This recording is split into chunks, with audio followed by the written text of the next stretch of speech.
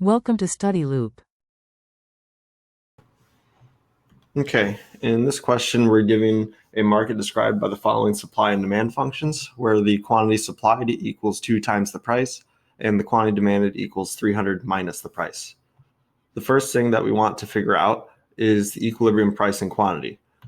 Well, we know that the equilibrium price is such that quantity supplied should equal the quantity demanded at that price. So, in order to find this price, all we need to do is set quantity supplied equal to the quantity demanded, and we have those two functions here. So we'll say 2p equals 300 minus p, and then just adding p to both sides, we'll have 3p equals 300, and we'll find that the equilibrium price is 100. From this, we can also plug in the equilibrium price to either the quantity supplied or demanded to arrive at the equilibrium quantity. And I'm going to plug it into the demand function this time. So I will do 300 minus the equilibrium price of 100, and we will arrive at an equilibrium quantity of 200. And of course, you could also multiply 2 by 100 and arrive at the same equilibrium quantity. So that's part A. For part B, we're going to impose a price ceiling, which I call P max, of 90. Now recall that the equilibrium price currently is 100. We're going to impose a maximum price below equilibrium price such that you can't engage in market activity above a price of 90. And so we can tell by visual inspection alone that this is going to influence equilibrium behavior. In particular, we should end up with quantity supplied less than quantity demanded. So I'm going to plug in this price 90 to the quantity supplied. We'll just have 2 times 90 equals 180. And then I will also plug in this price of 90 to the demand function. And we'll have 300 minus 90 renders the quantity demanded to be 210. So we see the exact behavior that we expect to see. And in particular, we know that when quantity supplied is less than quantity demanded, there are more people interested in purchasing the good than that good is available. In this case, we have what's known as a shortage. And the magnitude of this shortage is just going to be our 210 minus 180. So we have a shortage of 30.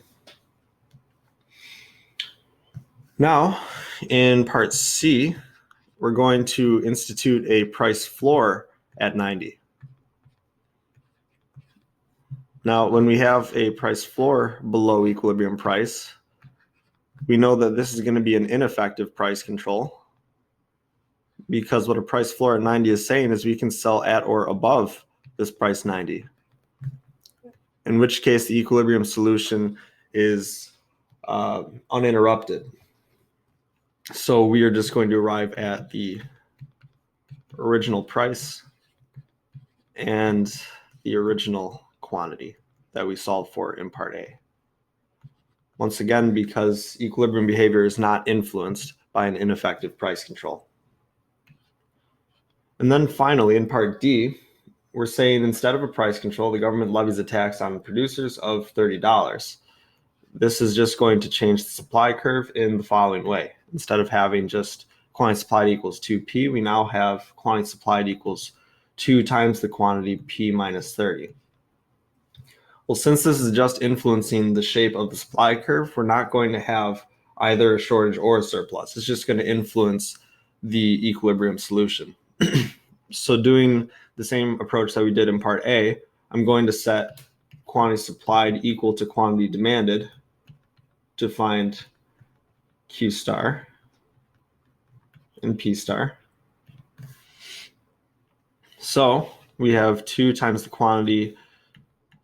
I'm just going to multiply this out here. We're going to have 2p minus 60 equals still just the original demand function, 300 minus p. And then putting the p's on this side and the integers on the other side, we're going to have 3p equals 360, which will give us that p star equals 120. And then in the exact same way as in part A, I'm just going to plug in this p star to either of the two equations. This time I'll do the supply equation. And so we'll have that q star equals 2 times 120 minus 60. And that will give us 240 here minus 60. So we will have equilibrium quantity of 180. And this is true for both the quantity supplied and the quantity demanded.